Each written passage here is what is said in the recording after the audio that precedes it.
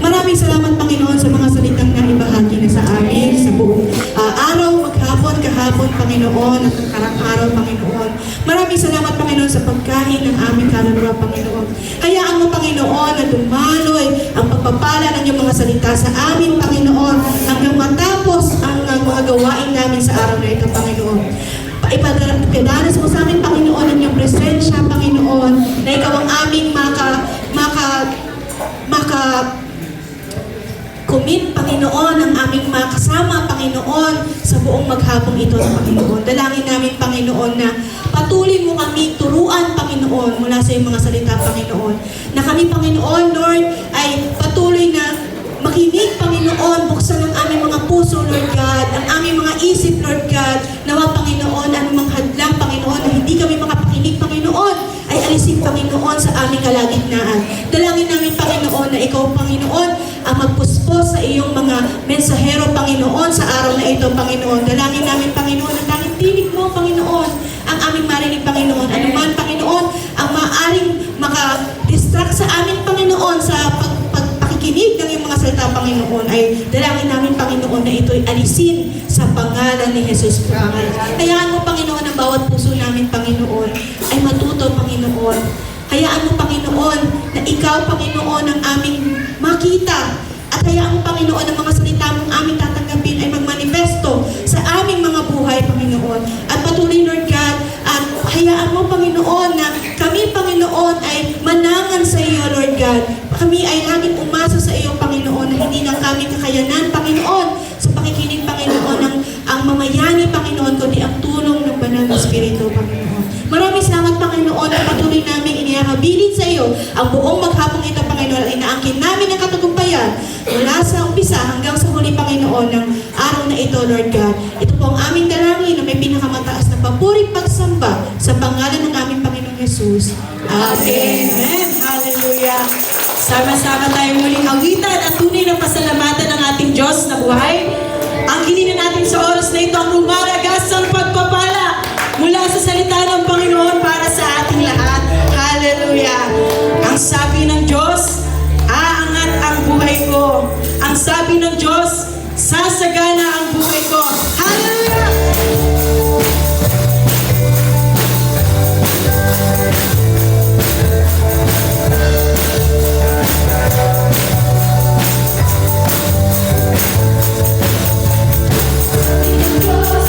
Sasagana ang buhay ko.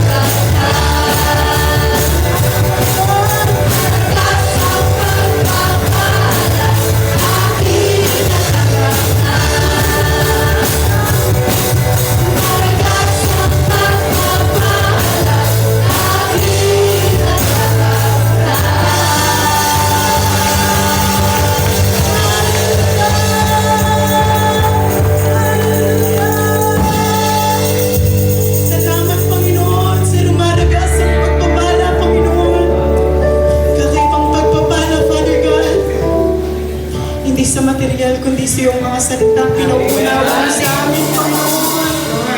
Sa ito lang kay buti mo, dakilang katapatan mo. Hallelujah. We worship you, mighty Holy Spirit.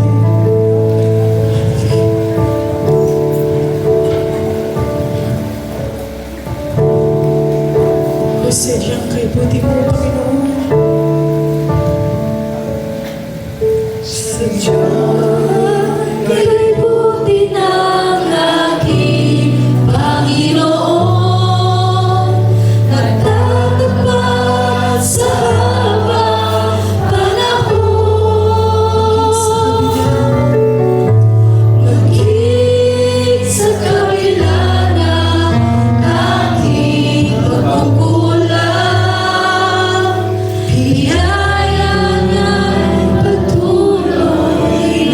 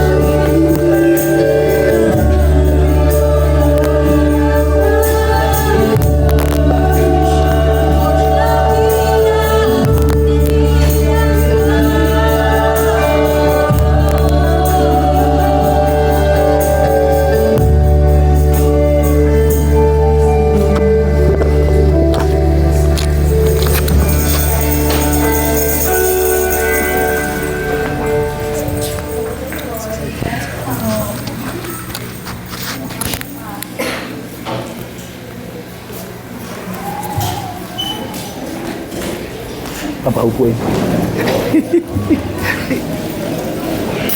Tayo mo po.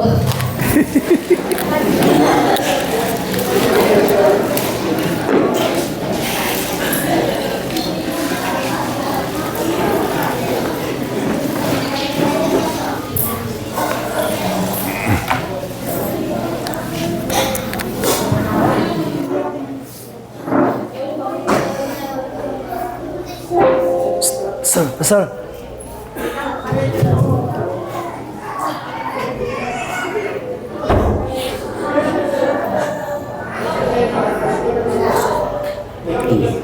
check this.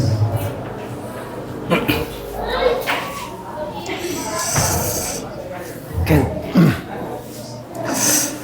John chapter 4, Juan Kabanatang 4, verse 20 hanggang 26. 20 hanggang 26. Juan Kabanatang 4, talata po'y 20 hanggang 26. Ganito po ang sabi niya, nagsisamba ang aming mga magulang sa bundok na ito. At sinasabi ninyo na sa Jerusalem ay siyang dakong kinakailangang pagsambahan ng mga tao. Sa kanya'y sinabi ni Jesus, babae, paniwalaan mo ako na dumarating ang oras na kahit sa bundok na ito, ni sa Jerusalem, ay hindi ninyo sasambahin ang Ama. Sinasamba ninyo ang hindi ninyo nalalaman. Sinasamba namin ang nalalaman namin sapagkat ang kaligtasan ay nanggagaling sa mga Hudyo. Datapwat, dumarating ang oras. At ngayon nga, nasasambahin ng mga tunay na mananamba ang Ama sa Espiritu at katotohanan sapagkat hinahanap ng Ama ang mga gayon na maging mananamba sa Kanya. Ang Diyos ay Espiritu at ang mga sa Kanya ay nagsisamba ay kinakailangan magsisamba sa Espiritu at sa katotohanan. Sinabi sa Kanya ng babae, nalalaman ko na paririto ang Mesiyas, ang tinatawag na Kristo. Na pagparito niya ay pahayag niya sa amin ang lahat ng mga bagay. Sinabi sa Kanya ni Jesus, ako na nagsasalita sa iyo ay siya nga. Jesus Christ teaching to us what is true worship service. Si Jesucristo mismo ang nagsasalita sa atin at nagsasabi kung ano ang tunay na pananambahan. King Solomon's son Rehoboam time, Israel separate North Israel and South Judah. Mula doon sa anak ni Solomon na si Rehoboam ay nagkaroon po ng paghihiwalay ang kaharian ng Israel mula sa Huda at doon sa 10 tribo. North Israel, they built their own temple in the mountain, the place of the Shechem. At doon sa norte na bahagi po ng Israel ay nagtayo sila ng kanilang sambahan o templo doon sa mataas na dako na tinatawag na Shechem. Of course, according to Genesis chapter 12 from verse 6, we can understand Abraham also worshiped God in the Shechem. At maunawa natin mabuti pagdating doon sa Genesis kabanatang 12, talata po ay 6, na maging si Abraham ay nanambahan doon sa Shechem. Also, Bethel, diba? Verse 8, Bethel is very near from Shechem. And then, Abraham called God's name and then worship to God. At kung makikita rin po natin yung lugar na Bethel na kung saan ito'y malapit lamang sa Shechem, doon naman tinawag ni Abraham ang pangalan ng ating Diyos. Also, according to Genesis chapter 33, Jacob also, he worshiped to God in the Bethel. At pagdating naman doon sa Genesis kabanatang 33, ay makikita rin po natin dyan na kung paano si Jacob ay sumamba rin doon sa Bethel. Yeah, even though after Israel people came back to Canaan, though they buried bone of the Joseph in Shechem. At alam niyo po ba na sa pagbabalik po ng mga Israelita doon sa lugar ng Kanaan, doon din po inilibing ng mga Israelita ang buto ni Jose doon sa lugar ng Shechem. Yeah, okay, 1 King chapter 12, Unang Hari 25 kabanatang hanggang 12. 29. Okay, sabay-sabay tayo. 1 King chapter 12, 25 hanggang 29. 25 hanggang 29. Sapagkat siya'y lumusong ng araw na ito at nagpatay ng mga baka at ng mga pinataba at mga tupa. Ay, 1 Kings chapter 12. Yeah, 1 King chapter 12, Sorry po. Jeroboam built Yes, Pastor. Shechem. 25, nang magkagayo, itinayo ni Jeroboam ang Sikem sa lupaing maburol ng Ephraim at tumahan doon at siya'y umalis mula roon at itinayo ang Penuel. At sinabi ni Jeroboam sa kanyang sarili, ngayoy mababalik ang kaharian sa sangbahayan ni David kung ang bayang ito ay umahon upang maghandog ng mga hain sa bahay ng Panginoon sa Jerusalem, ang puso nga ng bayang ito'y mababalik sa kanilang Panginoon. Sa makatwid bagay kay Roboam na hari sa Huda, at ako'y papatayin nila at mababalik kay Roboam na hari sa Huda. Kaya't ang hari ay kumuhang payo at gumawa ng 2 guyang ginto at sinabi niya sa kanila, mahirap sa inyo na magsiahon sa Jerusalem. Tingnan mo ang iyong mga Diyos, O Israel, na iniahon ka mula sa lupay ng Ehipto at inilagay niya ang isa sa Betel at ang isa'y inilagay sa Dan. North Israel king built temple in Shechem mountain and also set up the golden calf as idols. Kung mapapansin po natin, yung mga bandang norte ng Israel ay nagtayo po sila ng kanilang templo doon sa lugar ng Sikem na kung saan doon din nila inilagay yung gintong guya. Of course, still South Judah, they worship to God in Jerusalem God's temple. Samantalang yung mga nasa ibang bahagi po ng Israel ay nagtayo naman po sila doon sa Jerusalem. In Old Testament times, worship place is most important. At alam niyo po ba na pagdating sa Lumang Tipan, ang lugar ng pananambahan ay pinakamahalaga para sa kanila. Because there's only one God's temple, only one God. Sapagat sila'y naniniwala na meron lang dapat isang templo, sapagat meron lamang iisang That's Diyos. why North Israel and South Judah all the time they are fighting each other because our place true worship place. Yan ang dahilan kung bakit nagkakaroon ng paglalaban ang mga nasa bahagi ng norte at ang mga bahagi nasa Huda, sapagkat pareho nila ang pinipilit ng kanilang mga lugar ay ang dapat na lugar ng pananambahan. Because they are belong to the religion. If you are not understand this teaching, you are still in the religion. Nangyari yon sapagkat nananatili pa rin sila sa reliyon na maging sa ating kalalagayan, kung ganito po ang ating nararanasan, ibig sabihin tayo po'y nananatili pa rin sa reliyon. In the religion, there's no life, no eternal life. At naniniwala tayong sa reliyon ay walang buhay at walang buhay na walang hanggan. That's why Jesus said, God is spirit, verse John chapter 4, verse 24, di ba? God is spirit. So those who worship Him must worship in spirit and the truth. Yan ang dahilan kung bakit sinabi po ng ating Panginoong Hesus doon sa 1 Kabanatang 4, talata po'y 24, ang Diyos ay Espiritu at ang mga sa Kanya ay magsisambay kailangang sumamba sa pamamagitan ng Espiritu at katotohanan. Of course, the spirit means Holy Spirit, di ba? We have to worship to God in the Holy Spirit. Pag sinasabi pong Espiritu, ang tinutukoy po dito ay ang Espiritu Santo na kailangan ang pananambahan natin ay ayon sa nais ng Espiritu Santo. But the truth means not only word of God or truth. Pero pagdating sa salitang katotohanan, hindi lamang ito tumutukoy doon sa katotohanan ng salita ng Diyos. Original truth means reality, di ba? Not shadow, not worship to God in shadow. In reality, Jesus Christ. Pero pag sinabing katotohanan, kailangan po kung ano yung totoo, kung ano yung tunay. Hindi po dapat tayo gumamit ng anumang anino, kundi yung katotohanan na si Yesu Kristo. What's the meaning of the worship? Pero ano po bang ibig sabihin ng pananambahan? Old Testament times, when they meet king, they kiss king's hand. Alam niyo po ba na sa Lumang Tipan, kapag nakikipagtagpo ang isang tao sa kanyang hari, ay kailangang halikan noong nakikipagtagpo sa hari ang kanyang kamay. Also, when they meet king, they kneel down in front of the king and they put their head on the ground. Asap kapag sila'y lalapit doon sa hari, kailangan silang magsiluhod sa harap nito na nakayuko ang kanilang mga mukha doon sa mismong sahig. But original meaning of the worship is words and sheep. Two words. At alam natin na nahahati po yung salita po na pananambahan. Ang ibig sabihin po ay word at sheep. Words means most precious, important mind or things to us. At yung isang bahagi po ay, ibig sabihin po noon ay ito yung pinakamahalagang bahagi sa ating mga buhay.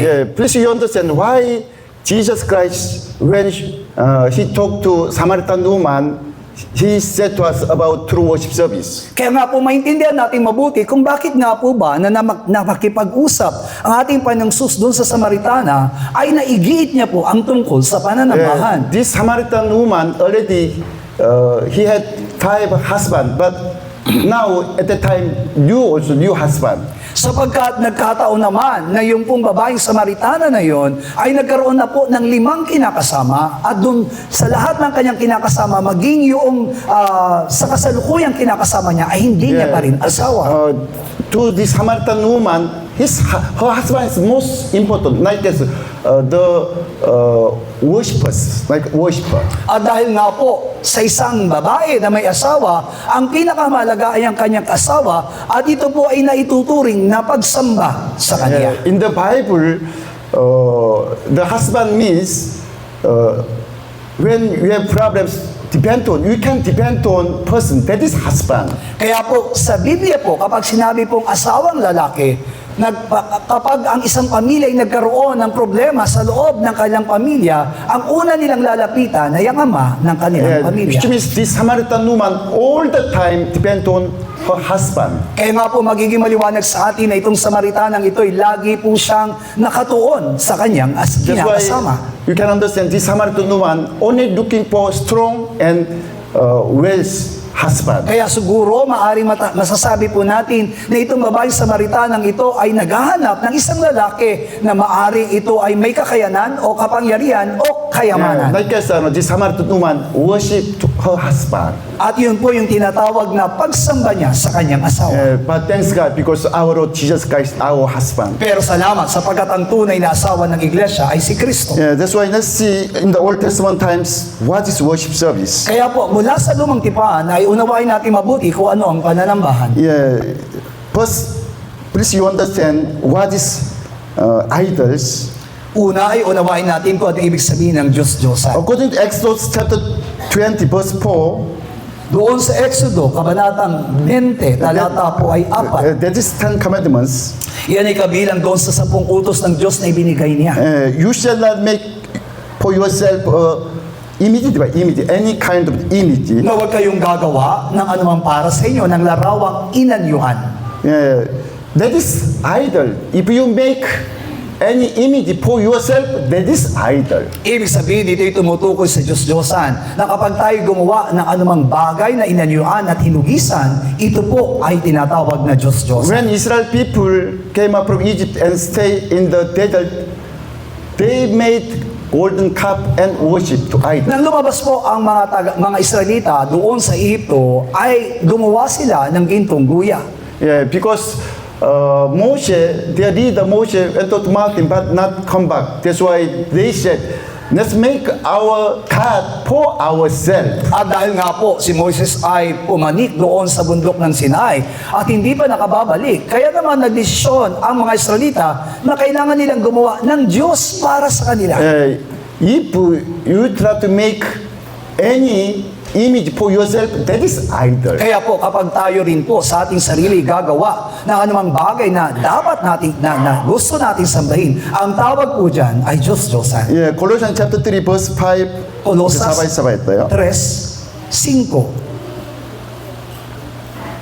Patayin nga ninyo ang inyong mga sangkap ng katawang na nga sa ibabaw ng lupa, pakikiapid, karumihan, masamang pita, masamang nasa, at kasakiman na iyay pagsamba sa mga Diyos-Diyosan. Apostle Pablo says about our members of our body, the mind of our body. Ang tinutukoy nga po ni Apostol Pablo sa mga talatang ito ay yung mga bahagi ng ating katawan. But this idol. What is idol? Covetousness. Pero dito ay sinabi ang tungkol doon sa pagsamba sa Diyos-Diyosan, anumang mga bagay na kasakiman ay pagsamba rin sa Usually Diyos. all the men who stay in the world, they are not satisfied. All the time they want to more money, more things, more possessions. At alam natin na ang kalalagayan ng mga matao na namumuhay sa mundo ay hindi po nakokontento kung ano ang meron sila. Kaya naman nagnanasa sila ng maraming pera, maraming kayamanan. But God's will is just asking daily bread. Pero ang tunay na nilalayo ng Diyos sa atin ay ang pang-araw-araw lamang na But pagkain. God said, Apostle Pablo said, if you are not asking only daily bread, you want to get some more possession or money, that is worship to Pero idol. maliban na ang ating pagkain pang-araw-araw lamang ang ating nanasain at lalabis pa rito, ang tawag na po dyan ay pagsamba sa Diyos-Diyosan. In the Genesis chapter 4, there's first worship service in Eden. Sa Genesis Kabanatang 4 ay naganap ang unang pananambahan. But if you want to understand, let's see from Genesis chapter 3, verse 22. Tingnan po natin ang Genesis Kabanatang 3, talata po ay 22. Yeah, because in the Bible, there's no partition. This all Bible is connected. Sapagkat alam natin na walang pagkabahagi ang Biblia at ito po'y konektado sa bawat isa. Yeah, that's why try to understand from Genesis chapter 3, verse 22 to understand what is worship service. Kaya naman, kailangan natin maunawa mabuti ang pananambahan sa pamamagitan po ng Genesis Kabanatang 3, talata po'y 22. Adam and Eva, after commission to God, God said, verse 22, okay, sabay-sabay tayo. Na matapos po magkasala si Adan at Eva, ito po ang sinabi ng Diyos sa kanila sa talatang 22. Ang sinabi ng Panginoong Diyos, narito, ang tao'y naging parang isa sa atin na nakakakilala ng mabuti at ng masama. At baka ngayon iuna ang kanyang kamay at pumitas naman ng bunga ng punong kahoy ng buhay at kumain at mabuhay magpakailanman. Yeah.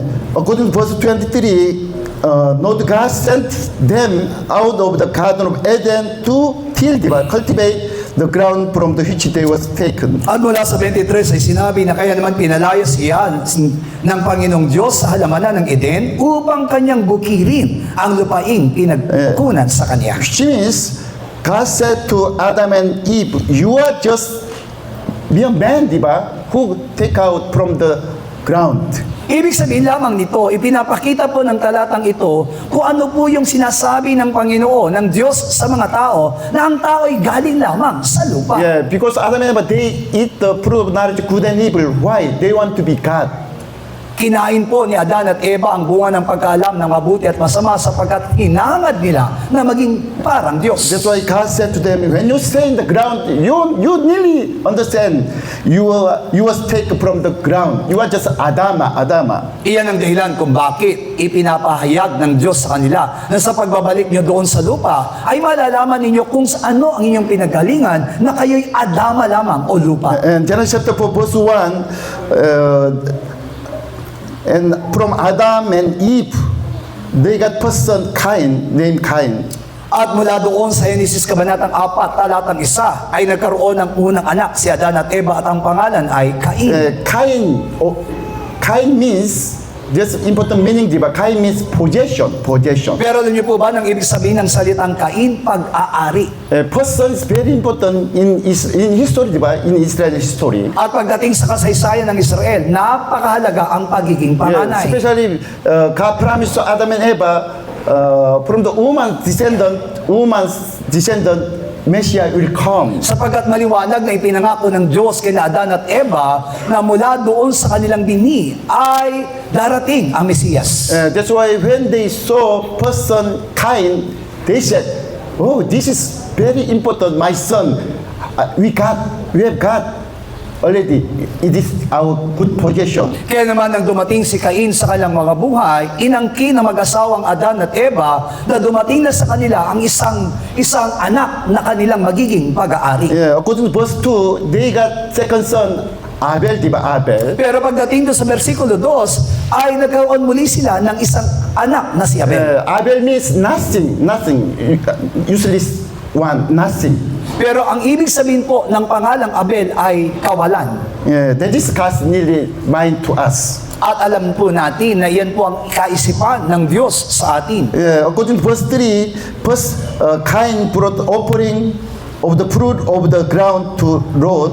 At pagdating sa versikulo 3, ay nagdala ng hain si Cain ng mga handog, ng mga bunga, ng mga lupa. Yeah, verse 4, Abel also worshipped God by the sheep.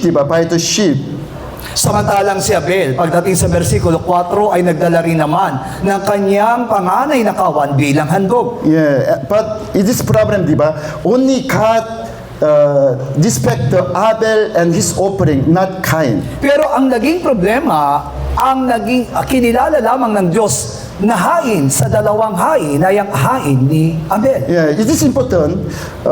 God accept Abel's mind and his offering. Hindi lamang yung kanyang hain ang tinanggap ng Diyos para kay Abel, kundi maging ang puso ni Abel ay Because tinanggap ng Diyos. according to his name, he understands his position.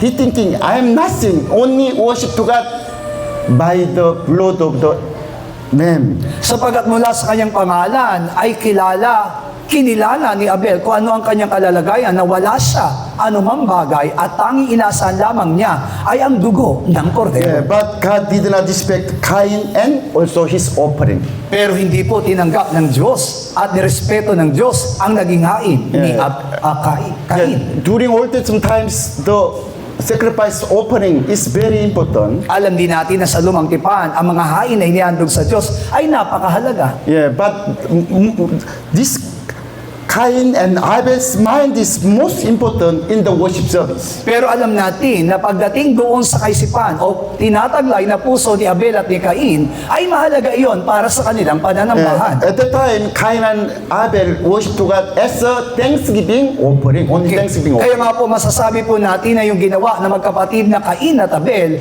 ay ang kanilang pagsamba na may pagpapasalamat sa Diyos. Which means that is not problem of the what kind of offering, what kind of sacrifice. Kaya nga po hindi rin po natin kikilalanin na problema po yung naging hain po nila para sa Diyos. Yeah, even though Cain's mind is true mind, with true mind, good mind, worship to God, God will accept. Kaya naman kung halimbawa po yung naging hain ni Cain ay tunay na mabuti sa harapan ng Diyos, naniniwala po tayong tatanggapin din ito ng ating Diyos.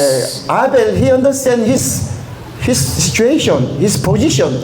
That's why he worship to God with humble, true mind. Pero samantalang si Abel ay naunawaan niyang mabuti yung kanyang kalalagayan sa harapan ng Panginoon. Kaya naman ang kanyang naging pananambahan ay mayroong pusong nagpapakumbaba. Yeah, but Cain was different because same like as his name, he's thinking he's important. He's very important person. That's why not humble mind with high, the proud mind worship to God. Samantalang si Cain ay kakaiba sa kanyang paghain sapagkat kinikilala niya yung kanyang sarili na napakahalaga, kaya naman naroon yung kanyang magiging pagmamataas sa kanyang pagharap sa ating Diyos. That's why God received only Abel and his offering. Kaya naman ang tinanggap ng Diyos ay ang hain ni Abel at si Abel.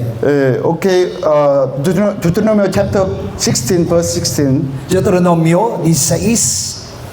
Please first you understand what is worship service during Old Testament times. Kaya kailangan natin maunawa mabuti ang pananambahan pagdating sa lumang tipan. 16 and 17 sabay-sabay. 16 hanggang 17. May katlo sa isang taon na inyong mga lalaki ay nagsiharap sa Panginoon mong Diyos sa dakong kanyang ipipiliin, sa kapistahan ng tinapay na walang lebadura, at sa kapistahan ng mga sanglinggo, at sa kapistahan ng mga tabernakulo, at huwag silang haharap na walang dala sa Panginoon. Bawat lalaki ay magbibigay ng kanyang kaya ayon sa pagpapala na ibinigay sa iyo ng Panginoon mong Diyos.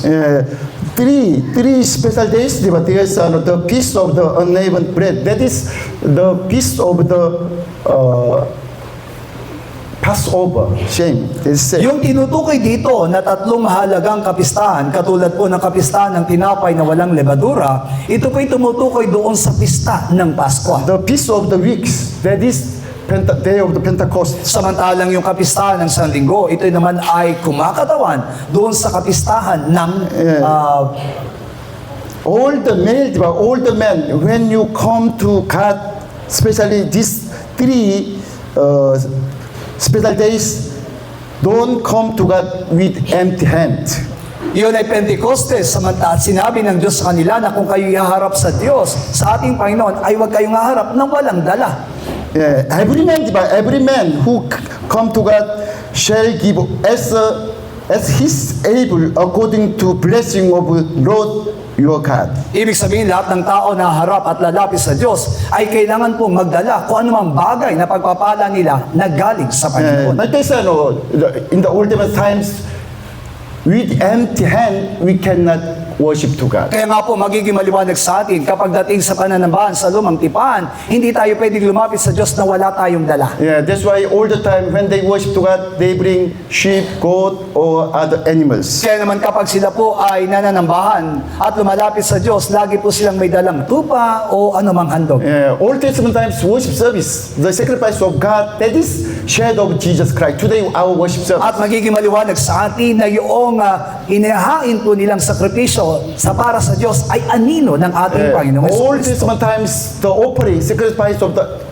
God to God, that is changing to our Lord Jesus Kaya Christ. nga po magiging maliwanag sa atin na lahat ng ginawa na hain doon sa lumang tipan ay pinalitan pagdating sa bagong tipan ni Jesucristo. That's why God the Father, He sent to us His Son as the young man to take all our sin. Iyan ang dahilan kung bakit ang Ama ay pinadala sa atin ng kanyang bugtong na anak upang maging kordero na mag-aalis ng ating mga kasalanan. Hebrews chapter 9, Hebreo 9, from verse 19 hanggang 24. 19 hanggang 24. Yeah, please, you understand, book of the Hebrew is summarized of the whole the Bible, especially book of the Genesis. Unawain natin mabuti na ang aklat ng Hebreo ay buod ng kabuuan ng Biblia, lalo na po ng Genesis. Yeah, that's why if you want to understand whole the Bible, please you try to understand book of the Hebrew. Kaya naman kung gusto natin maunawaan ang kabuuan ng Biblia, ay unawain natin ang sinasabi ng aklat ng Hebreo. Now, Hebrew chapter 9 explain to us what is true worship service At also. mula doon sa Hebreo Kabanatang Siyam ay pinapaliwanag nito kung ano ang ibig sabihin ng pananambahan. Okay, from verse 19 hanggang 24. 19 hanggang 24. Sapagkat nang salitain ni Moises ang bawat utos sa buong bayan ayon sa kautusan, ay kumuha siya ng dugo ng mga bulong, baka at ng mga kambing na may tubig at balahibong mapula ng tupa at isopo at minisika ng aklat at gayon din ang buong bayan na sinasabi, ito ang dugo ng tipan na iniutos ng Diyos tungkol sa inyo. Gayon din ang tabernakulo at ang lahat ng mga kasangkapan sa pangangasiwa ay pinagwiwisikan niya ng dugo sa gayon ding paraan. At ayon sa kautusan ay halos masasabi kong lahat ng mga bagay ay nililinis ng dugo at maliban na sa pagkabuhos ng dugo ay walang kapatawaran. Kinakailangan nga na ang mga anyo ng mga bagay sa sangkalangitan ay islinisin ng mga ito. Ngunit ang mga bagay ring ito sa sangkalangitan ay linisin ng lalong mabubuting handog kaysa sa rito, sapagkat hindi pumasok si Kristo sa dakong banal na ginawa ng mga kamay na kahalintulad lamang ng tunay, kundi sa talagang langit upang humarap ngayon sa harapan ng Diyos dahil sa atin. Old Testament times, blood of animals, that is shadow of the blood of Jesus Christ. Kaya nga po sa lumang tipan, yung naging dugo ng mga hain na hayop doon ay anino ng dugo ni That's why Kristo. verse 23 said, but this is a copy, the shadow of true worship service, true things. Sinabi niya doon na ito'y anyo ng mga bagay sa kaligitan, ng mga bagay na totoo. That's why we need better sacrifice, true worship service than Old Testament times. Kaya naman kailangan tayo magkaroon ng handog na hain na mas higit kaysa sa hain sa lumang Yeah, tipan. that's why Jesus Christ into the near heaven, diba, holy place, not temple in Yan Jerusalem. ang dahilan kung bakit si Jesucristo ay pumasok doon sa kalangitan na isang totoo at tunay na tabernakulo at hindi ginawa ng kamay ng Yeah, tao. that's why in this time, we don't need any kind of the blood of animal. Iyan ang dahilan kung bakit sa panahon na ito ng ating pananambahan, hindi na tayo nangangailangan ng dugo ng anumang hayop. Because 2,000 years ago, Jesus Christ, He shed His blood on the cross. Sapagkat 2,000 taon na kalipas ay nagbubuna ng dugo ang ating Panginoon. Yeah, that's why we can into the most holy place by the blood of Jesus Kaya Christ. naman makakapasok na tayong malayo doon sa dakong kabanal-banalan sa pamamagitan ng dugo ni Kristo. Especially when Jesus Christ died on the cross, the curtain separate from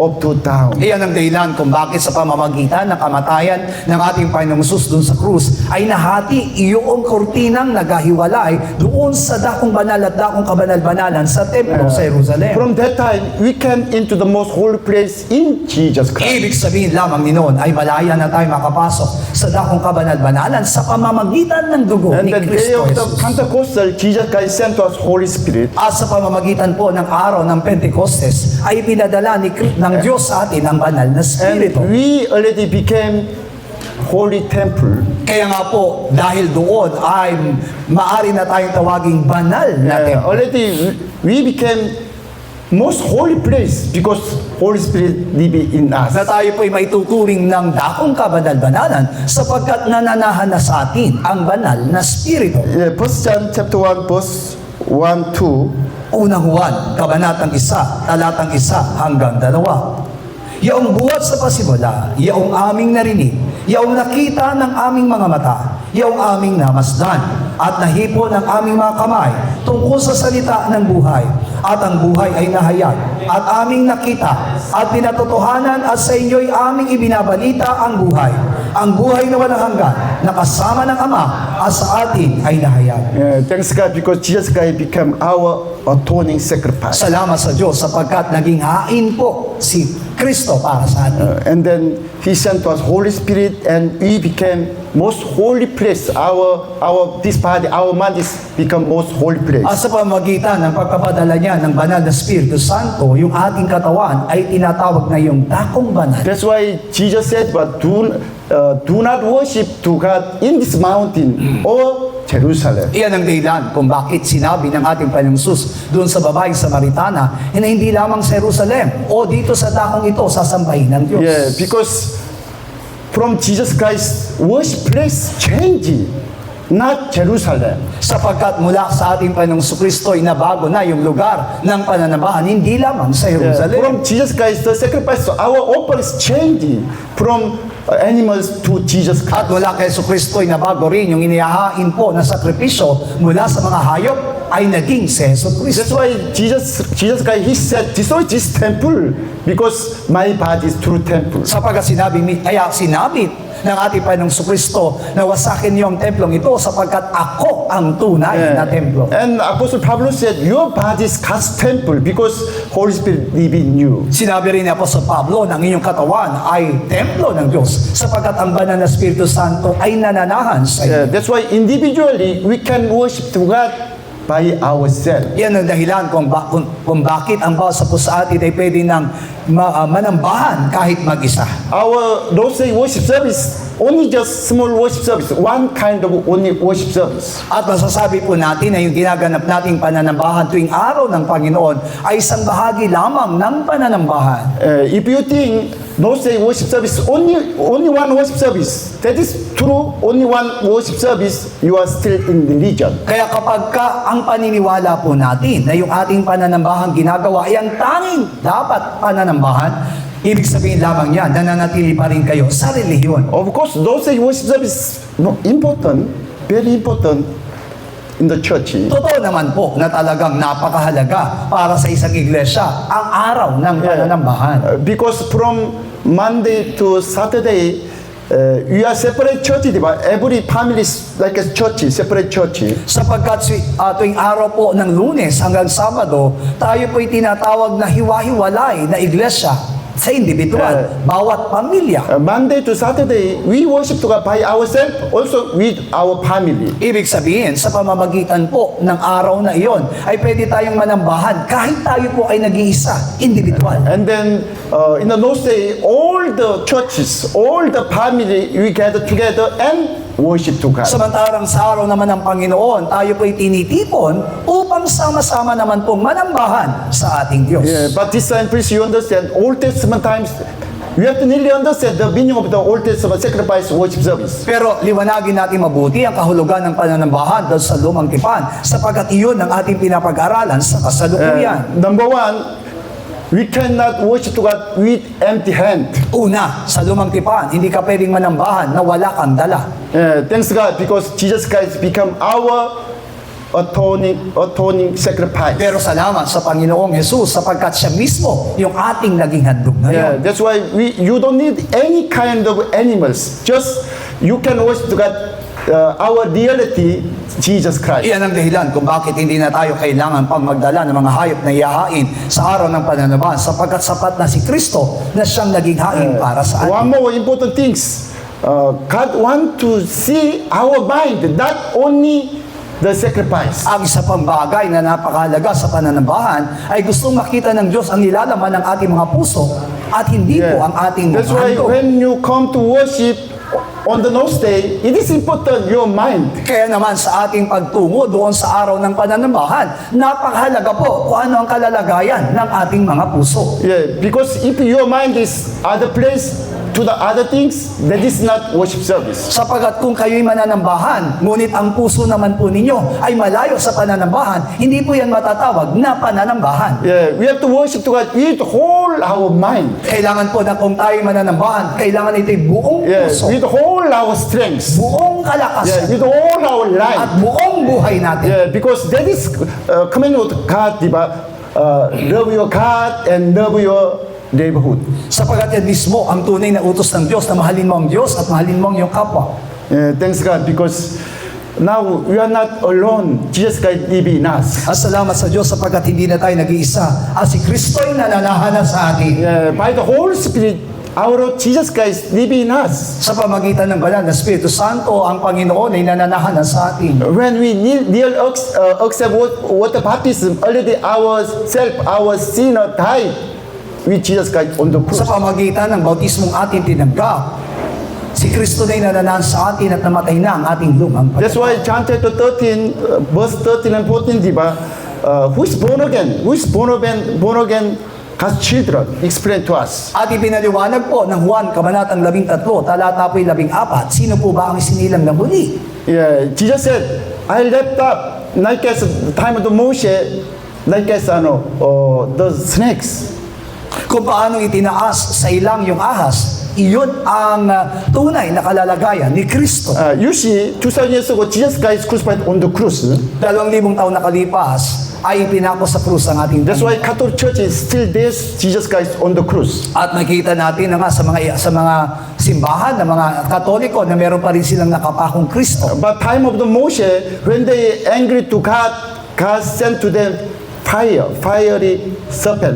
Pero alam niyo po ba, nang magalit ang Diyos sa mga Israelita dahil sa katigasan na kanilang ulo, ay nagpadala ang Diyos ng mga makamandag na ahas sa kanila. They were killed by the fire serpent. At marami pong namatay sa makamandag na ahas. What's the meaning of the fire serpent? This is the devil's character. At alam natin na kapag sinabi po ang makamandag ng ahas, ito po'y nagre-representa sa Diablo. When they have strong devil's character, they complain, angry to God. Sapagat habang nananahan sa kanila at naninirahan ang Diablo, ay naroon yung kanilang pagkagalit at pagrereklamo sa Diyos. When they repent, God said to Moshe, you make the image of the serpent and put the tree. Pero nang sila po'y magsisi sa kasalanan kanilang ginawa, ay inutusan ng Diyos si Moises at sinabing, maglagay ka ng isang ahas na hinugisan doon sa tiking. That's why Moses made bronze serpent on the tree. Kaya naman gumawa po siya ng tanso na ahas at inilagay sa tiking. That's why when they have seen, look up the tree and saw the serpent, they was survived. At kapag sila po ay natuklaw ng ahas, itingin lamang sila doon sa tanso na ahas na nasa tiking, sila'y gagaling. Why Jesus Christ crucified on the cross? Why? Bakit nga po ba napako sa krus ang ating Panginoon? Yes, because for us, diba, for you, for us, He crucified on the cross, He died. Ito'y para sa atin. Siya'y namatay para sa atin. That's why when you look the cross, you can see yourself already died on the cross. Kaya naman kapag tayo titingin doon sa krus, hindi natin makikita lamang si Kristo, ang makikita natin ang ating sarili na namatay na tayo kasama ni Kristo. Wish yourself, your old man, the serpent. At yung tinutukoy na tayo doon ay yung ating pong lumang pagkatao na tinataglay ang ahas. Yeah, spiritually, you can understand your old man, old self, who belonged to first Adam, already died on the cross. Ibig sabihin, sa spiritual, makikita natin na yung ating lumang pagkatao na kabilang kay Adan ay namatay na sa krus. Yeah, because when Jesus Christ died on the cross, we joined together. Jesus Christ died with us. Sapagat alam po natin na tayo namatay na kasama ni Kristo sa But krus. that is ourselves, our old man, who belonged to devil, the first Adam. Pero ito'y lumang pagkatao na kabilang kay Adan. Yeah, that's why sometimes I told you, diba, when I see my old man, I need to understand I am like a devil, still I have devil's character. Kaya kapag nakikita kong nagmamanifesto yung aking lumang pagkatao, sinasabi ko sa inyo na nasa akin na naman ang That's diablo. why every day I am killing this serpent, devil's character, old man, and kill on the cross. Kaya naman ako'y araw-araw na nakikipagbuno at nakikipaglaban sa aking lumang pagkatao na kabilang kay diablo. Yeah, but still we have sometimes we can see this same character. Pero minsan, alam po natin na nagmamanifesto pa rin ang ganitong klase ng Yeah, katangian. that's why God asking to us true worship service. Kaya naman ang hinihingi sa atin ng Diyos ay tunay na pananambahan. Yeah, there's no problem about sacrifice because Jesus Christ become our sacrifice. Wala na po tayo magiging problema doon sa ating ihahandog sapagkat si Kristo'y sapat na bilang ating handog. It is important our mind when you worship to God. Ang pinakamahalaga ngayon ay ang kalalagayan ng ating mga puso That's sa why ating pananambahan. God accept Cain's mind and his sacrifice. Kain. Abel. Kaya naman tinanggap ng Diyos yung hain ni Abel at maging si Abel. Yeah, because that is Abel's mind. He's thinking, I am nothing, only God. Only Sapagkat ang God. inisip nga ni Abel, wala akong magagawa, wala akong kakayanan. Ang Diyos lamang ang tanging inaasahan ko. Yeah, that's why I told you the message of the cross, message of the cross is he must increase, I must decrease. Kaya di ba ang tunay na mensahe ng krus na ako'y maibaba at siya ay maitaas. Yeah, with like as Abel's mind, we have to worship to God.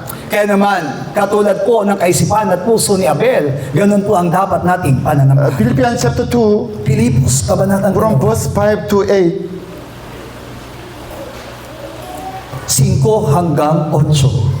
Magkaroon kayo sa inyo ng pag-iisip na ito'y na kay Kristo Jesus din naman. Siya na o na siya, bagamat nasa anyong Diyos, ay hindi niya inaring isang bagay na mararapat panagnan ang pagkabantay niya sa Diyos. Kundi bagkus, hinubad niya ito at naganyong alipin na nakitulad sa mga tao at palibasay nasumpungan sa anyong tao. Siya'y nagpakababa sa kanyang sarili na nang maging masunurin hanggang sa kamatayan. Oo, sa kamatayan sa krus. Apostle Pablo explained to us what is worship service of Jesus Christ. Ipinapaliwanag din po ni Apostol Pablo nito ang tungkol sa ating pananabang kasama ni Jesus He was equal to God, God himself.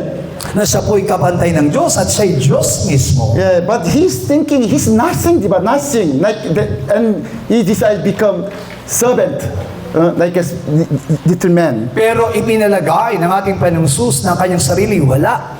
At siya po ay isang napakababa lamang na alipin. That's why verse 7, but made himself of no reputation, taking the form of the bondage servant and coming in the likeness of man. At doon sa 7, ngunit bagkus, hinubad niya ito at naganyong alipin na nakatulad sa mga tao. And then he obeyed to God the Father, fully obey until death is death. At naging masunuring tapat sa ating Diyos hanggang kamatay. That's why God the Father accept his worship service and he died from death. Kaya naman tinanggap ng Diyos ang kanyang pananambahan at siya'y ibinangon sa ikatulad. We also same. We need the same this kind of worship service to God. At yan din ang dapat na maging pananambahan natin sa Diyos. We need mind the character of Jesus Christ. Kailangan natin taglayin ang kaisipan at puso ni Jesus. When we worship to God like the same mind the character of Jesus Christ, God will accept our worship At service. kung ganyan ang ating magiging pananambahan katulad ni Kristo, tatanggapin ng Diyos ang ating pananambahan. Already I told you, if you thinking only no say worship service, only our worship service, you are still in the religion. Kaya nga kung inisip natin, ang tanging pananambahan natin ay ang araw ng Panginoon. Ibig sabihin niya, nasa reliyon pa rin tayo. Every day, all the time, our mind, that is worship service. Araw-araw, kailangan ng puso natin nakatuon sa pananambahan sa Diyos. From Monday to Saturday, you are staying in the very bad life. But only Sunday worship service, God will not accept Pero kung worship service. Lunes hanggang Sabado ay naroon tayo sa kalalagayan ng kasamaan ng ating pong kalalagayan sa ating mga ugali. At pagdating sa pananambahan ay sasabihin natin mananambahan tayo sa Diyos. Ito po'y hindi tunay na That's why pananambahan. Apostle Pablo explained to us what is worship service. Kaya ipinaliwanag ni Apostol Pablo sa atin ang ibig sabihin ng pananambahan. Romans chapter 12, verse 1 and 2. Roma, Kabanatang 12, talata po'y 1 hanggang 2. Kaya nga, mga kapatid, ipinamamani ko sa inyo, alang-alang sa mga kahabagan ng Diyos, na inyong iharap ang inyong mga katawan na isang haing buhay, banal, nakaaya-aya sa Diyos, na siya ninyong katampatang pagsamba. At huwag kayong magsiayon sa sanlibutan ito, kundi mag-iba kayo sa pamamagitan ng pagbabago ng inyong pag-iisip upang mapatunayan ninyo kung alin ang mabuti at kaaya-aya at lubos na kalooban ng Diyos. Apostle Pablo said, well, we have to worship to God with your bodies, a living sacrifice. Ibig sabihin, kailangang iharap natin ang ating mga katawan na buhay at banal bilang kaaya-ayang pagsamba. Here, bodies means our life, not only this physical body. Ibig sabihin, pag sinabing katawan, hindi lamang po ito tumutukoy sa ating katawang pisikal, Yeah. kundi ating buhay. Through this physical body, we cannot worship to God. Sapagkat kung sa pamamagitan lamang ng ating katawan, hindi po tayo pwede manambahan sa Diyos. Only God the Father want to accept our true mind. At ang tunay na tinatanggap ng Diyos ay yung nilalaman ng ating puso. That's why verse 1, your body means your life, whole your life. Kaya nga po yung tinutukoy sa versikulong 1 na katawan, ang ibig sabihin nito yung ating mismong buhay. From Thursday to Saturday, every day, 24 hours, all the time. That is our body. Ibig sabihin, mula doon sa pananambahan natin sa araw ng Panginoon hanggang sa susunod na Sabado, kailangan po na araw-araw na gawin nating banal yung ating mga buhay bilang pananambahan. God is alive, His Spirit. That's why He's looking for this kind of worship service. Ang Diyos ay buhay at spirito at ang hinahanap ng Diyos ay ganitong klase ng mga nananambahan. Yeah, you see, other religion, their God is not asking to them, their people, this kind of worship service. At alam natin sa ibang reliyon, hindi po inihahanap sa kanila na kanilang Diyos ang ganitong klase ng pananambahan. But our God is alive. That's why He wants to see our true mind. Pero ang Diyos natin ay buhay at banal at ninanais na ganito ang ating maging Even though pananambahan. He can see, He can show, He can see, even though until our deep point of our mind. Kaya naman nakikita at nalalaman ng Diyos maging ang nilalaman ng kalaliman ng ating mga iniisip. That's why you are thinking already God knows your mind. Kaya naman, iniisip pa lang natin o bago pa natin isipin, alam na kagad ito ng Diyos. Even though God is omnipresent, He's all the place. At alam natin ang Diyos natin ay nasa lahat ng dako. That's why we cannot escape from God. Kaya Because hindi God is tayo alive. pwedeng tumakas sa Diyos sapagkat siya'y buhay. That's why please do not thinking only no say worship service, only one worship Kaya service. po, huwag nating isipin na isa lamang ang pananambahan natin yung araw ng Panginoon. Apostle Pablo, he understand what is true worship service. Naintindihan mismo ni Apostol Pablo kung ano ibig sabihin ng pananambahan. He said, every day, your life is true worship service. Araw-araw, ang ating buhay ay isang pananambahan. It is really good and acceptable God's worship service. At God's ito worship po, service. ang dapat nating gawin na maging karapat-dapat at katanggap-dapat na pagsamba. Every day, all the time, we can worship to God because already we became most holy place. Na araw-araw ay pwede na tayong manambahan sa Diyos sapagkat mismo tayo ay naging dakong kabanal-banal. Do not looking for God's place. Already God live in us. God is in Huwag na us. po kayong hahanap pa ng mga lugar ng pananambahan sapagkat ang Diyos ay nananahan sa inyo. God the Father, He's in us by the Holy Spirit. Ang Diyos Ama ay nasa inyo sa pamamagitan ng banal na Espiritu. Our Lord Jesus Christ, He's in us by the Holy Spirit. Maging ang Panginoong Jesucristo ay nasa inyo sa pamagitan ng Espiritu Santo. That's why already we became holy temple, most holy place. Kaya naman tayo binibilang ng banal na templo at isang banal na lugar. Already blood of Jesus Christ in us, in our mind. Already Jesus Christ spread His blood in us. Ang dugo ni Jesucristo ay nasa ating ng mga puso at ito'y ikinalat niya sa ating buong katawan. That's why every day, all the time, we can come to God and worship to Him. Kaya naman araw-araw pwede na tayong lumapit sa Diyos upang sumamba. That's why after Jesus Christ went up to heaven, 30 years, God destroyed all the temple in Jerusalem. Kaya naman, matapos po na ang ating Panginoon ay makiat, lahat po ng mga templo ay sinira ng Panginoon. Jesus said, time come, I'll destroy this temple, even the one stone of the stone not remain. Darating ang araw na wawasakin ang lahat ng templo dito sa lupa at walang matitirang bato sa kapwa bato.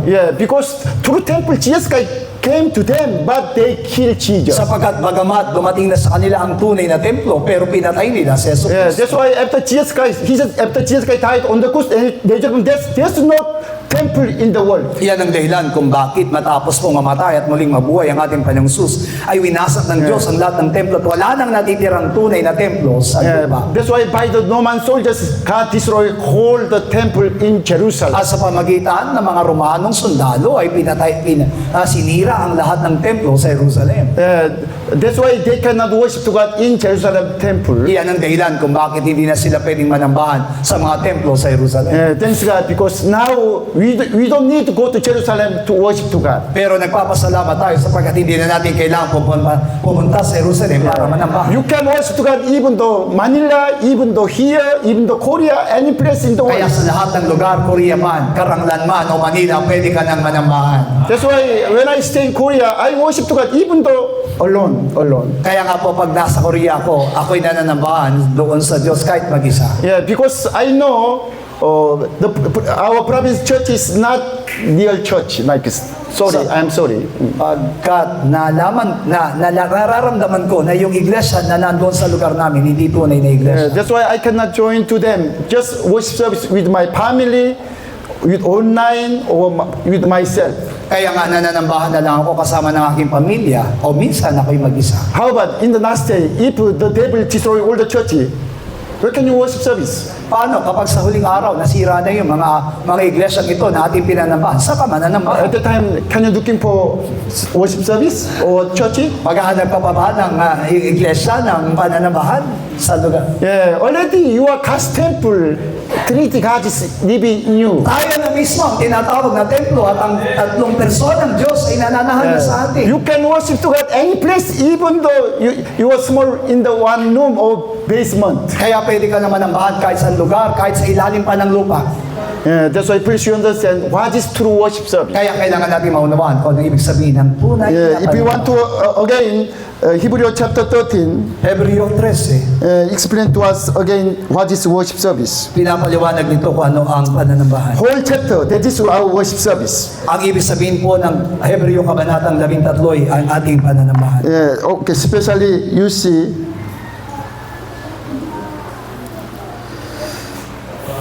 verse 15 and 16 altogether sabay-sabay tayo. 15 hanggang 16. Sa pamamagitan nga niya ay maghandog tayong palagi ng hain ng pagpupuri sa Diyos. Sa makatibaga ay ang bunga ng mga labi na nagpapahayag ng kanyang pangalan. Datapwat ang paggawa ng mabuti at ang pag-abuloy ay huwag ninyong kalimutan, sapagkat sa mga gayong hain ang Diyos ay totoong naluluro.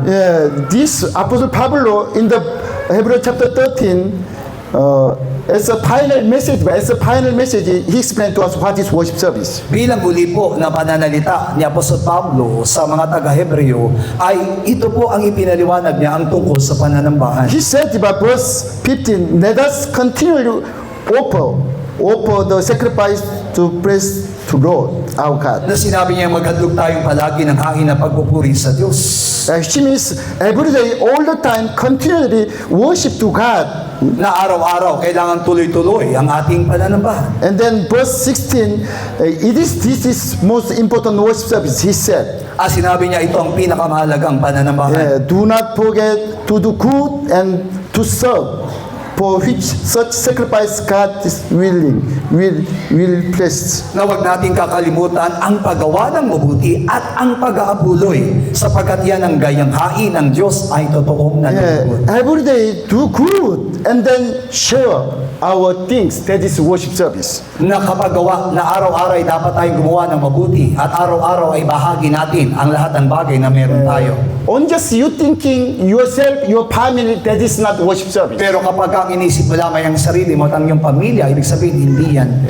Already I told you, when I stay in my old self, old man, I don't like love our brother and sisters. Totoo nga po na sinabi ko sa inyo na kapag naalala ko ang aking lumang pagkatao, ayoko mahalin maging ang aking mga kapatid. Especially when God said to me helping other brothers and sisters, sometimes I don't like follow him.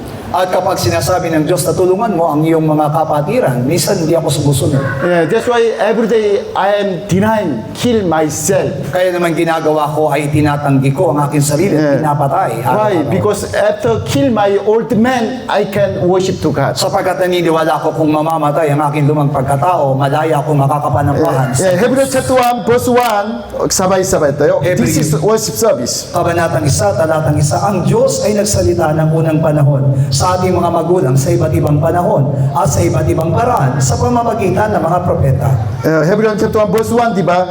The brother Jesus continuously, all the time. Na mahalin natin ang lahat ng mga kapatiran natin sa lahat ng And then verse pagkakataon. 2, same, di ba? Serve other brother and sisters. Ang sinabi doon ay paglingkuran natin ang ating mga kapatiran. Yeah, also verse 4, di ba?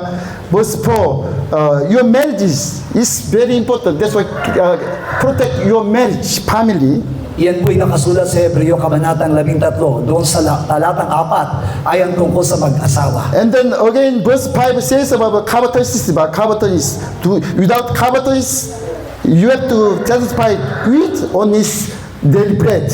Pagdating naman doon sa talatang 5 ay iwasan daw natin ang pagiging sakim sapagkat ito ay sapat na po sa atin ang araw-araw na pagkain. And then verse 6, do not fear anything, stay in God's peace. Samantalang pagdating doon sa 6 ay sabi doon manatili tayo sa kapayapaan ng Diyos. Yeah, because verse 8, all together sabay-sabay tayo. 8, si Jesucristo ay siya rin kahapon at ngayon, oo at magpakailanman. Yeah, like I said, our whole mind, life is our worship service. Ibig sabihin, lahat ng buong buhay natin ay buong pananambahan. And then Apostle Pablo said, the most acceptable, good and acceptable worship service is love brother Jesus and share your things. At ang sabi po ni Apostol Pablo, ang tunay na pananambahan ay ang ibigin ng iyong kapatiran at ibahagi kung ano ang meron ka. But usually you don't like it, di ba? Pero minsan hindi yan natin nagagawa. Just come to church with our body and then said, I love you. Pero minsan tayo po ay pumupunta sa pananambahan na dala lamang ang ating sarili at sinasabi natin, Panginoon, mahal kita. Yeah, because that is religious man. Pero iyan po ay kaisipan lamang ng reliyosong tao. But God said, you have to worship to God in spirit and the truth. Pero ang sabi ng Diyos, manambahan ka sa Kanya sa pamagitan ng Espiritu at You katotohanan. have to worship to God with spiritual life and the truth, Jesus Christ. Manambahan. Like I said, Jesus Christ. Manambahan ka ng buong katapatan at sa pamamagitan ng katotohanan at iyan ay si Yeah. Jesus. Worship to God, like I say, mind of Jesus Christ, character of Jesus Na Christ. kailangan ang tunay na pananambahan ay taglayin ang tunay na kaisipan at katangian ni Yesu Cristo. All the time, love each other, love brother and sisters, and then share together through your things. Na sa lahat ng pagkakataon ay magmahalan tayo magkakapatiran at ibahagi natin kung anong meron tayo. And also Hebrew chapter 13, meron also, do not love your money, di ba?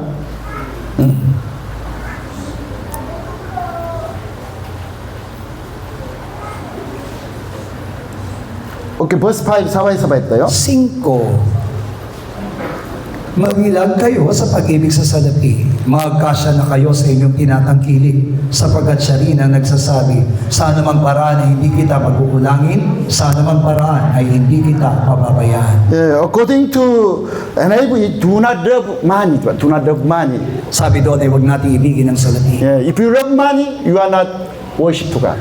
Sapagkat kung atin ay iibig sa salapi, hindi tayo makapanambahan sa Diyos. Still, you are hating your brother and sisters, you are not worship to God. At kung may galit tayo sa ating mga kapatiran, ibig sabihin, hindi pa rin tayo nananambahan sa Diyos. That's why Cain, di ba? When God did not accept Cain's worship service, Cain nearly changed his face, angry to God. Di po ba, nang hindi tanggapin ng Diyos ang hain ni Cain, nagbago ang itsura ng kanyang mukha at nagalit sa Diyos. Please check our worship service. Kaya naman suriin natin ang ating pananambahan. Until now, almost church, they are worship to God as a religion. Karamihan ng pananambahan ngayon na ginagawa ng mga iglesia ay parang reliyon. Bible is different. We have to change our worship service. Pero ang sinasabi ng Biblia ay iba. Kailangan natin baguhin. I'm not denying our Lord's worship service. Hindi ko po ikinakaila yung ating mga pananambahan. It is important. It is also, we have to make a true worship service. Kailangan po natin lamang ayusin ang ating mga pananambahan. Of course, if we have problems, even though you have sinned, come to God and repent, worship to Kung God. nagkakaroon man tayo ng problema at nagkakasala tayo, lumapit pa rin tayo sa Diyos at pagsisi. Yeah, because you are just mere men, you are not perfect. Tao lamang tayo at hindi tayo ganap. That's why sometimes we have problems, we have sin. It's okay. Kaya God really understand us. Kaya naman minsan, nagkakaroon tayo ng problema at nagkakasala tayo. Hindi ito magiging problema sa atin sapagkat tayo lamang. Yeah, that's tao why lamang tayo. when you come to God and worship, just worship to God with blood of Jesus Christ. Kaya naman sa pagsamba mo at paglapit sa Diyos, ang taglayin mo lamang ang dugo ni Kristo. Please, but you remind what is true worship service. At lagi mong paalalahanan ng iyong sarili kung ano ba ang tunay na Not pananampalataya. only those say worship service. Hindi lamang araw ng Panginoon. Every day, our spiritual life, that is our worship. Araw-araw, ang ating spiritual na pamumuhay ay isang pananampalataya. Every day, our mind, that is our worship service. Na araw-araw, ang ating mga puso'y dapat manambahan. Every day, our thinking, our thought, that is our worship Na service. araw-araw, ano man ang ating inisip ay dapat laman ng pananambahan. Every day, our words, our speaking, that is our worship Na service. araw-araw, maging mga salita na lumalabas sa ating mga nabi, isang pananambahan. Also, every day, this physical body life also worship service. Na araw-araw, lahat ng ginagawa ng ating mga pisikal ay isang pananambahan. Thanks God, because already we died with Jesus Christ on the cross. Salamat sa Diyos sapagkat tayo namatay ng kasama ni Kristo sa krus. That's why God can asking to us through worship service. Kaya naman ang hinahanap ng Diyos sa atin ay isang tunay na And pananambahan. then we can make a true worship service by the Holy Spirit. At magagawa lamang natin ang isang tunay na pananambahan sa pamamagitan ng Espiritu That's why Santo. we have to worship to God by the Holy Spirit. Kaya naman kailangan natin manambahan sa pamamagitan ng Espiritu Santo. Also, we have to worship to God the reality, Jesus Christ, reality, not shadow, not copy. Kaya naman Jesus kailangan Christ. din natin manambahan sa Diyos sa pamamagitan ng katotohanan ni Kristo at hindi lamang isang anino. Yeah, where's Jesus Christ?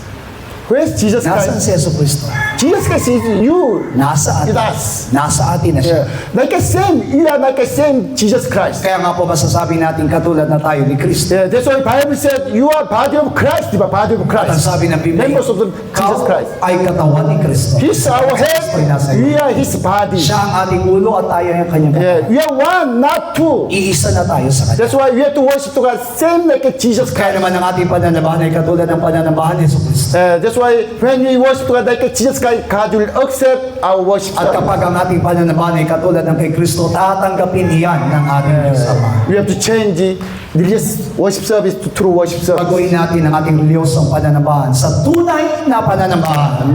Overcome, diba? Have to overcome, make a successful worship service. Kaya kailangan natin maging matagumpay. At kapag tayo naging matagumpay, gawin nating makabuluhan ng ating Yeah, because pananambahan. our old men want to only serve to God, only no say, diba? Only one worship service. Ang lumang pagkatao natin gusto lamang manambahan tuwing araw ng Panginoon.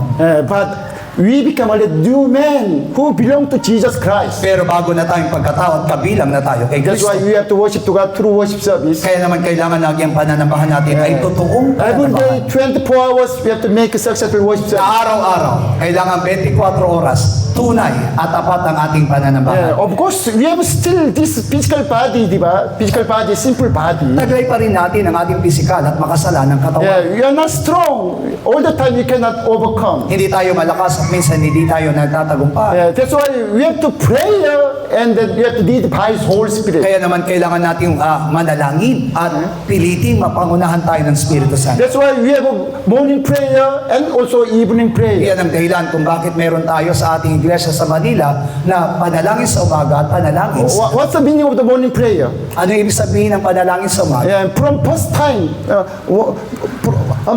from every day, from first time, day of the first time, I'll worship to you. Ibig sabihin, sa pagising mo pa lamang, ang uunahin mo na kagad na sambahin ay ang ating Diyos. What's the meaning of the evening worship, evening prayer? Yun namang panalangin sa gabi. Yeah, today, whole today, I worship to you. Na yung kabuuan ng araw mo, kailangan mong tapusin sa pamagitan ng pananambahan. That's why please come to morning prayer and worship to God every day from first time. Kaya naman, hinihiling namin sa inyo na mula sa umaga ng pananalangin ay dumalo kayo sa iglesia at maging sa gabi ng Finally, pananalangin. in this last time, you can overcome. At sa huling araw, tiyak ang ating katagumpayan. Let's shout 3 times, oh my soul, overcome, all can let's pray. Oh my soul, overcome. At tayo po'y manalangin.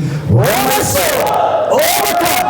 Oh my soul, overcome. And all my soul, 하나님 아버지 salamat po 맡게 하시옵소서 sapagkat 역사해 tunay 주시옵소서 na iniigay mo sa 아버지 amin 우리가 ang 종교를 벗어버리기를 원합니다 종교를 벗어버리기를 원합니다 아버지 우리 하나님 아버지께서 받으시는 기뻐하시는 예배를 드리기를 원합니다 우리 삶의 예배가 되기를 원합니다 아버지 우리의 삶의 예배가 되기를 원합니다 para nasa namin ang iyong 아버지 우리의 마음의 예배가 되기를 원합니다 우리의 몸의 예배가 되기를 원합니다 하나님 아버지 역사하여 주여 도와주시옵소서 우리의 여러가 예배가 되기를 원합니다 이 말씀이 내 말씀이 되기를 원합니다 이 말씀이 내 말씀이 되기를 이 말씀이 되기를 원합니다 주여 도우시고 역사하여 주여 도와주시옵소서 참 예배가 되게 하여 주시옵소서 참 예배를 드리게 하여 주시옵소서 예배 성부하게 도와주시옵소서 예배 성부하게 도와주시옵소서 우리 모두를 붙들으시고 원합니다 주여 도와주시옵소서 예수여 도와주시옵소서 주여 도와주시옵소서 Salamat po aming Panginoon. Ama naming Diyos,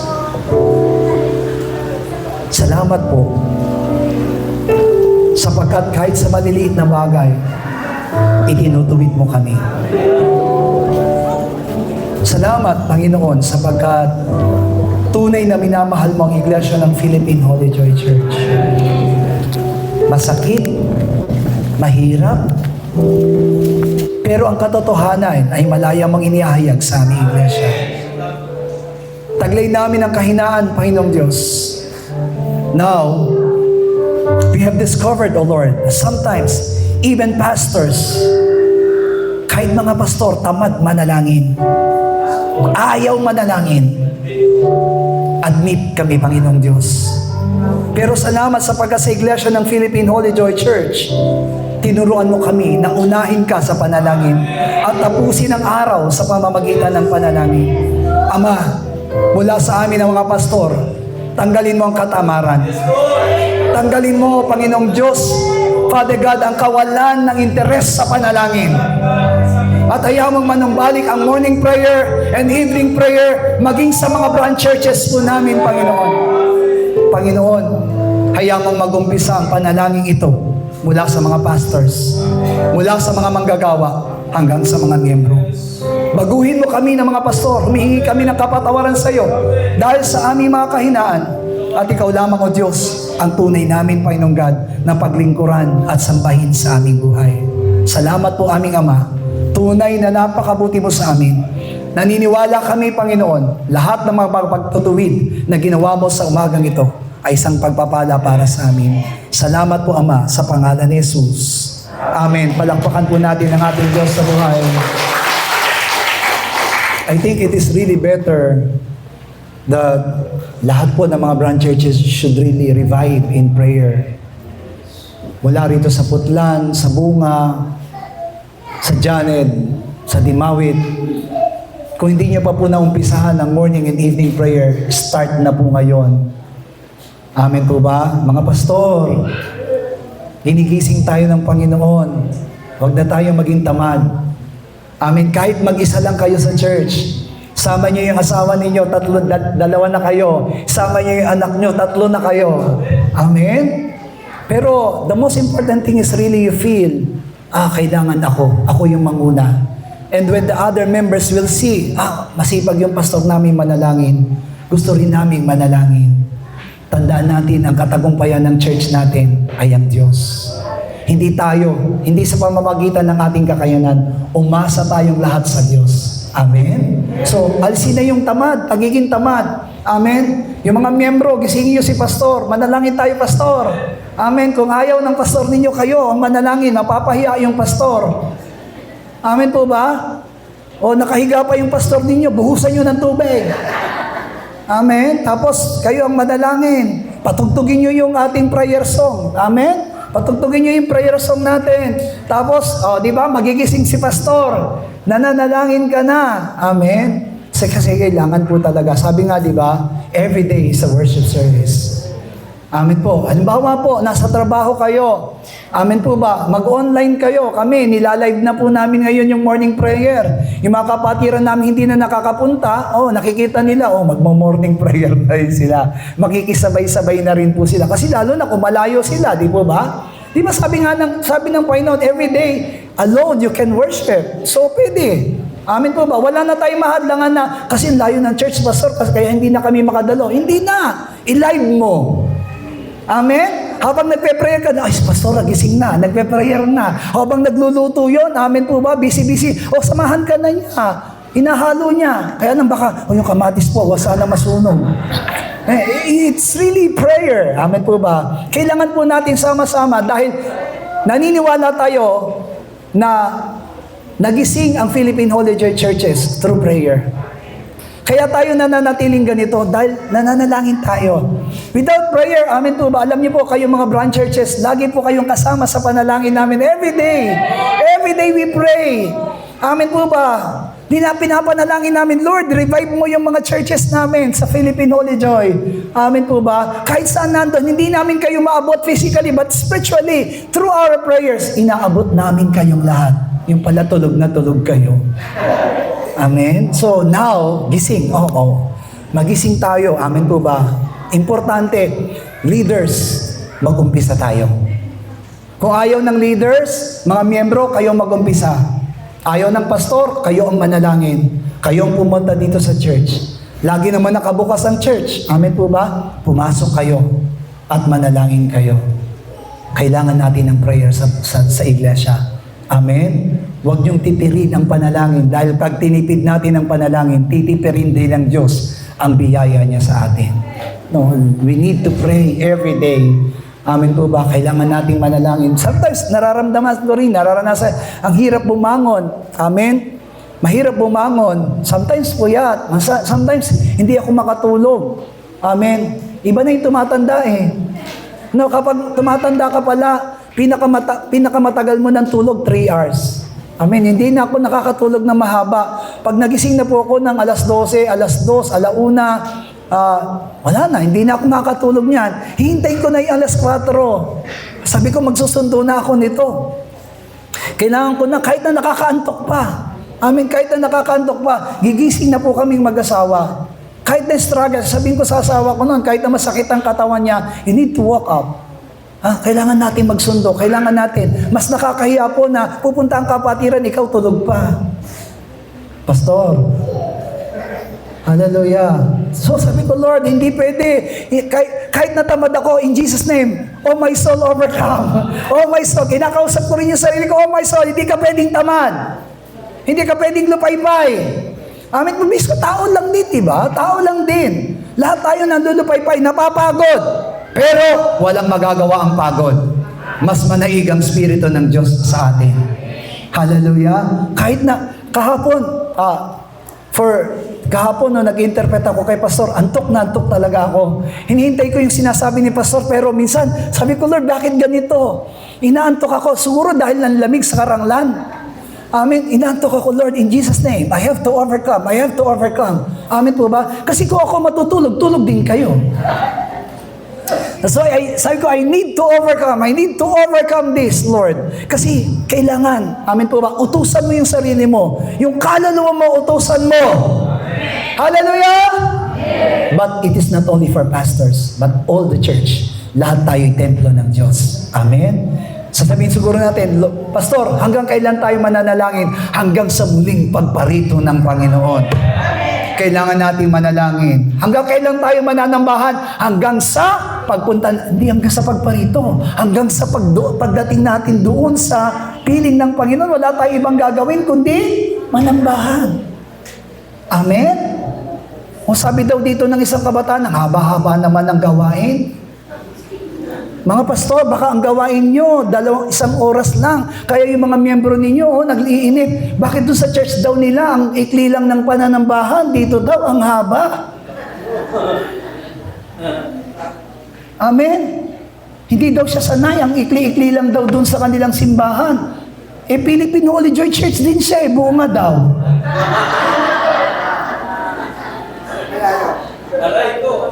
Sabi ko, hindi ba nasanay yan? Hindi niya ba alam ng Philippine Holy Joy Church pinakamahaba, 3 oras? Amen? Kaya, wag nang tipirin, Pastor. Hallelujah. Di baling humaba ang pananambahan. Amen po ba? Sapagkat yan ay nasa piling ng ating Panginoon. Hallelujah. Sinasabi kanina, worship service, sabi, hindi lang isang worship service, hindi lang Lord's Day. Hindi ibig sabihin na hindi importante ang Lord's Day. Lord's Day is the gathering of all the churches. Gathering of all the members of the church. Isang, yung tinapay na naghiwa-hiwalay, magkakaroon ng isang tinapay, ang katawan ni Kristo. Amen? Hallelujah. And then our offering is Jesus Christ. That's why we will come to the Lord with a humble heart. Amen. Pag pumunta po tayo, di ba, lagi nating nire-request sa lahat ng mga membro, kung mananambahan kayo, at least 30 minutes before the worship service, nandun na kayo sa simbahan. Nandun na kayo sa church, and then you can pray. Amen po ba, Lord? Here I am, Lord. Amen po ba? Good morning, Lord. Pananambahan na naman ako sa iyo. Tanggapin mo ang pananambahan ko. Buksan mo ang puso ko mula sa pag-umpisa ng pananambahan. Amen po ba? Ihanda mo yung puso ko. Handa mo yung isipan ko. Sabi doon, di ba, ang katawan, yung buhay daw natin, i-offer na natin sa Panginoon, lalo na sa araw ng pananambahan. Hallelujah. Hallelujah. Let us all be revived. Pagpasok ng 2026, I think, this coming Lord's Day, it is our last Lord's Day in the year 2025. Isasarado natin ang year 2025 na matagumpay na worship service. Amen? Kaya nga, kami gusto rin namin na yung mga pananambahan ninyo, i-live nyo eh. Kasi gusto namin makasama kayo. Gusto namin nakikita, di ba? Kaya pag si Pastor Norman, nagsesend siya sa amin ng pananambahan, nag-ano kami, nabibless ako sa Lord. Praise the Lord. Amen po ba? Kasi minsan hindi sabay eh. Hindi sabay ang worship service. Amen. Nakakapanood pa kami. After the worship service, si Pastor Norman, dumadali pa lang. Amen po ba? Kami tapos na. Siya, nag-uumpisa pa lang. Nakikita namin yung naglalakad si Sister Glenn sa stage, tapos yung mga kapatid, mag-uumpisa pa lang ang worship service nila. Samantalang kami, tapos na. Amen? Nakakatuwa na kahit ang layo-layo ng Cebu, kasama kami sa worship service. Amen? That's why you can really, amen po ba? Nagti-TikTok nga kayo eh. So you can really have a live worship service. Amen po ba? And then sasama kami. Amen. Kasama nyo kami. Gusto namin samahan kayo sa inyong mga pananambahan sapagkat iisa lamang tayong katawan. Hallelujah. That's why, as we end up our seminar, amen po ba, wala na po tayong after lunch. Ngayong araw na ito, tatapusin natin. Kung matatapos po tayo ng 2:00 sa ating pong gawain ngayon, 2:00 pa lang tayo manananghalian. Pwede ba tayong hindi na mag-iwahiwalay? Pwede lang ay hindi na tayo mag-iwahiwalay sa ating worship service, sa ating pong sama-sama. Amen po ba? But I know you're all busy. Lahat po kayo busy sa inyong mga gagawin. Kami, uwi pa kami ng Manila. Nire-request namin sa mga taga-Putlan, taga-Bunga, taga-General Luna, alagaan niyo si Pastor Jong sapagkat mananatili po siya dito hanggang bago uwi na siya. Hindi, sinabi niya. Sabi niya na naman, nagbago na naman. Kasi sabi niya po kanina sa akin, baka magstay na po siya dito muna. At kasi gagawin niya daw yung mga electrical ng Mission House. So please, tayong lahat, alagaan yung mga pastor. Mga taga-Putlan, magsabi ng amen. Ay, Putlan! Tumayo nga po ang mga taga-Putlan, Holy Joy Church. Philippine Holy Joy Church, Putlan. Tayo nga po. Tayo. Nasaan po kayo? Nasaan? 4 na piraso? Hallelujah. Alagaan niyo po ang inyong pastor. Tingnan niyo naman, macho-macho. Amen. Naalala ko nung nag-umpisa ako sa gawain ng Panginoon, ganyan-ganyan ang katawan ko. Opo, yung konti lang, gumagana, humahapay. Amen. Ang nagpapataba lang sa akin noon, t-shirt at saka short. Hallelujah. Kaya patabain niyo yung pastor ninyo. Amen. Huwag pa na cholesterol. patabain nyo yung pastor ninyo. Can I request all the Putlan members and pastors to come? Amin po ba? Photographer, please.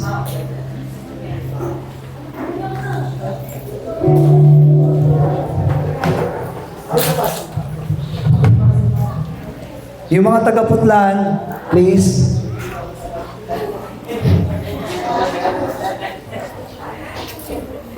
Mabagal magsiningin. Dito po kayo sa stage, kaunti lang naman po kayo. Sister Daisy. Hindi, iba pa. Putlan lang para Putlan, ayan, kasama po natin yung ating head pastor. Kasamahan po kayo sa picture din. Amen. Putlan, bata at matanda, pwede. Mga taga